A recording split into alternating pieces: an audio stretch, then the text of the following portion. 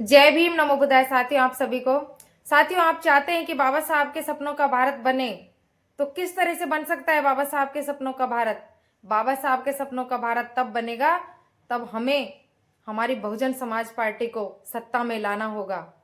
Bahujan Samaj party एक ऐसी party है जो बाबा साहब के सपनों का भारत बना सकती है, बाबा साहब के संविधान को पूर्ण तरह से लागू कर सकती है।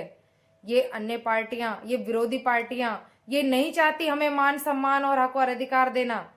ये नहीं चाहते कि हमें भी इस देश के अंदर हमें भी बराबर का हक और अधिकार मिलना चाहिए।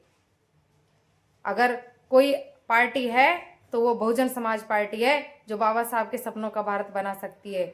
वो इस तरह से कि बाबा साहब का जो संविधान है वो पूर्ण तरह से लागू होगा और बाबा साहब के सपनों का भारत, यही तो बाबा साहब के सपनों का भारत है कि उनका जो संविधान है उसको पूरी तरह से लागू किया जाए।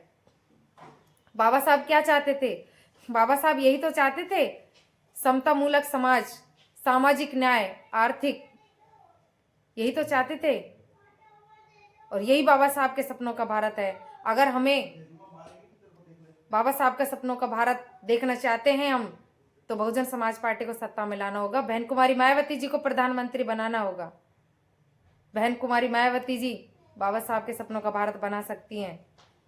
साथियों, आप सभी से हाथ जोड़ के नम्र निवेदन है कि आप अपने घर में आइए, आपका स्वागत है। बहुजन समाज पार्टी में आइए और बहुजन समाज पार्टी को आगे बढ़ाइए। हमारे महापुरुषों के आंदोलन को आगे बढ़ाने का काम करें। जय भीम, नमो बुद्धाय, जय बीएसपी, बहन कुमारी मायावती जी जिंदाबाद।